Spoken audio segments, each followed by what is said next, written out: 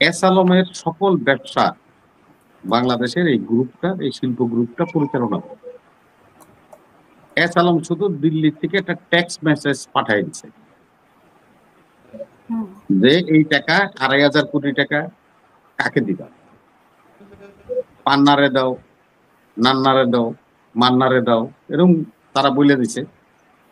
অতএব ওদের অ্যাকাউন্টে টিপ দিছে, সব টাকা চলে। এই সমস্ত লোকরা এখন আমাদের দেশের রাজনৈতিক নেতাদেরকে ব্ল্যাকমেইল করে, তাদের সাথে আতাত করে তারা এখনো ব্যবসা চালাচ্ছে এবং দিব্যি আরামে তারা সুখে। এস আলমের ব্যবসা এই দেশে কোন গ্রুপ শিল্প প্রতিষ্ঠান করে, কার আন্ডারে আছে? এস আলমের শেয়ার ইসলামী ব্যাংকে কে কিনছে, কোন গ্রুপ কিনছে, কিভাবে কিনবে?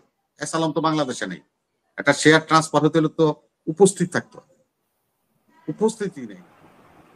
মঞ্চ ৭১ বানাইলে মঞ্চ ২৪ তো বানাইতেই পারে। এই সরলীকরণ বিষয়, এই জন্য সাইন্টিস্ট হওয়ার কোনো দরকার নেই। ৭১ সালে দেশ স্বাধীন করছে হাসিনুর ভাইরা,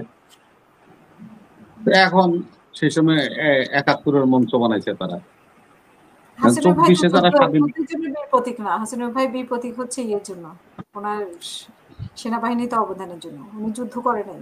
আচ্ছা ঠিক আছে, যদি আমার হয়তো ভুল থাকতে পারে, এটা আছে সেনাবাহিনীতে বিভিন্ন ফজলুর রহমানরা যুদ্ধ করেছে আর কি। হ্যাঁ, এখন আমি যে কথা বলছি যে ৭১ মঞ্চ বানানো যাবে, তো ২৪-এও তো স্বাধীনতা হয়েছে, স্বাধীন হয়েছে, সেহেতু দ্বিতীয়বার দেশটা স্বাধীন হয়েছে, যারা স্বাধীন করছে তারা একটা ফোরাম তৈরি করবে, করতেই পারে। এটাতে আমি অন্য কিছু ভিন্নভাবে দেখি না, এটা স্বাভাবিক বিষয়। তো মূল ঘটনা যেখানে, সেখানে কিন্তু আপনারা হিট করতে পারেন। মূল ঘটনাটা হলো ২৫,০০০-২,৫০০ কোটি টাকার যে ডিল দিল্লিতে এস আলমের সাথে বসে হয়েছে হাসিনা, সেই টাকা এখন বাংলাদেশে ঘরে ঘরে পৌঁছে গিয়েছে। সেই টাকার কারণেই আজকের এই অস্থিরতা সৃষ্টি হচ্ছে। এস আলমের টাকা কি মাথায় করে নিয়ে কেউ ঢাকায় নিয়ে আসছে দিল্লি থেকে? তা তো না। এস আলম বাংলাদেশের ব্যবসায়ী, তার বিশাল প্রতিষ্ঠান এস আলম পাওয়ার আছে, মাতারবাড়ি পাওয়ার স্টেশন আছে, তাদের চিনির মিল আছে, তেলের মিল আছে, তাদের কি নেই? স্টিল মিল, তাদের বহুমুখী প্রতিষ্ঠান আছে। ব্যবসা বাণিজ্য বাংলাদেশে এখনো বিদ্যমান। ১,০০,০০০ কোটি টাকার উপরে লুটপাট করে জনগণের টাকা এস আলমরা নিয়ে গেল। তারপরও এস আলমদের ব্যবসা এই দেশে কারা দেখে? আমাদের গোয়েন্দারা কি বসে বসে, আসলে অন্যভাবে বলতে চাই না, ওনাদের কাজটা কি? আজকে দেখেন, ইসলামী ব্যাংকের শেয়ার বাংলাদেশের একটা শিল্প গ্রুপ ট্রান্সফার করে নিয়ে গেল এস আলমের শেয়ার, পুরো এস আলমের শেয়ার সেই গ্রুপটা নিয়ে গেল কিনে, আবার ওই শেয়ারগুলি ইসলামী ব্যাংকে ডিপোজিট রেখে টাকা দিয়ে আবার ইসলামী ব্যাংকের মালিক হয়েছে। এস আলমের সকল ব্যবসা বাংলাদেশের এই গ্রুপটা, এই শিল্প গ্রুপটা পরিচালনা করে। এস আলম শুধু দিল্লি থেকে একটা ট্যাক্স মেসেজ পাঠাই দিচ্ছে যে এই টাকা ২,৫০০ কোটি টাকা কাকে দিবা, পান্নারে দাও, নান্নারে দাও, মান্নারে দাও, এরকম তারা বলে দিছে।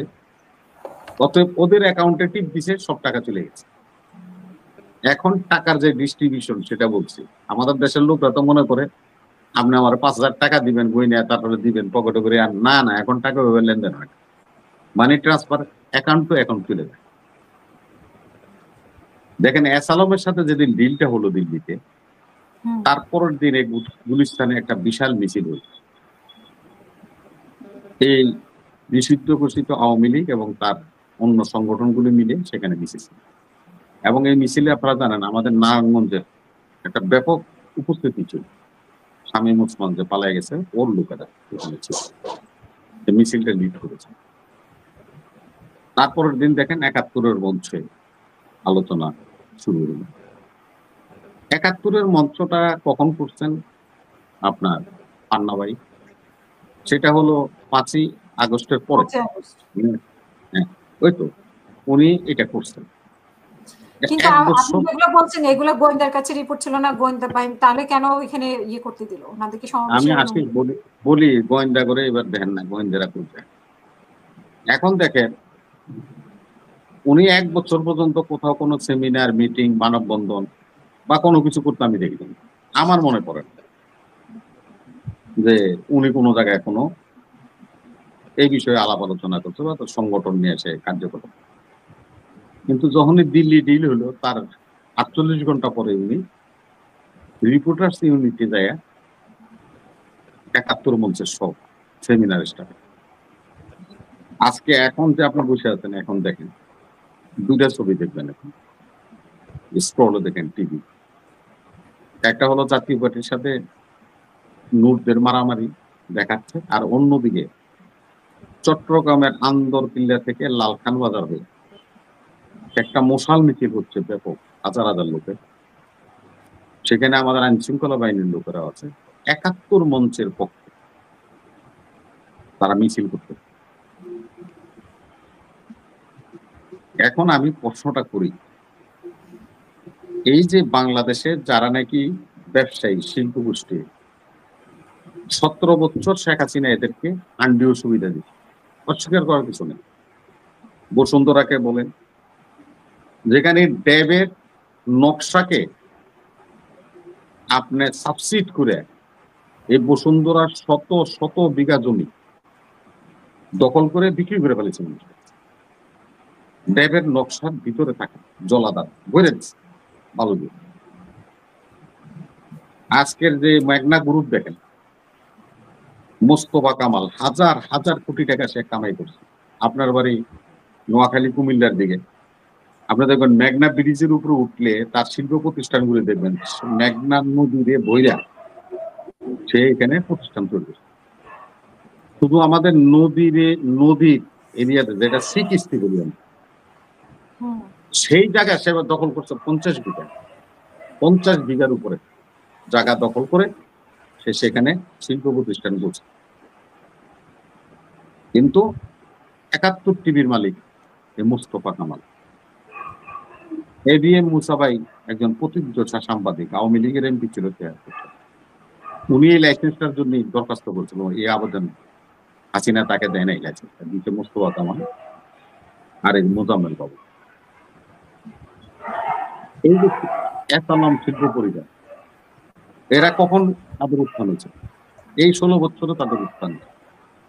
আখতারুজ্জামান বাবুর ছেলে জাবেদ মন্ত্রী ছিল, তাদের শিল্প প্রতিষ্ঠানের উত্থান কখন হয়েছে? এই 16 বছর হয়েছে। এই সালমান রহমান, এই সালমান রহমানের ব্যবসা শাহিন পুকুর, ঢাকা জুট, পদ্মা প্রিন্টার্স, এগুলি আমরা নাম জানি। এটা তার বাবার আমলের সম্পত্তি ছিল। আমার এলাকায় তাদের বিশাল 4-5টা প্রতিষ্ঠান আছে নারায়ণগঞ্জে।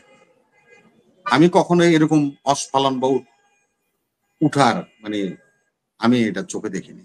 এটা 16 বছরে এরা কোন জায়গা থেকে কোন জায়গায় চলে গেল, তাদের উত্থান দেখেন।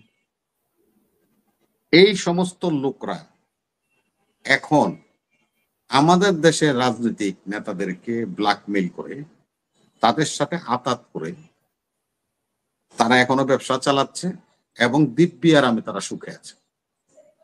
আমি এই সমস্ত রাজনৈতিক দলদেরকে বলতে চাই, এরা কিন্তু হাসিনার হাতে গড়া সম্পদের মালিক। যদি সুযোগ পায় তাহলে চাকু মেরে দিব, কিন্তু তখন কিন্তু বিএনপি জামাত ইসলাম কিচ্ছু মানত না, গেট মেরে দিব।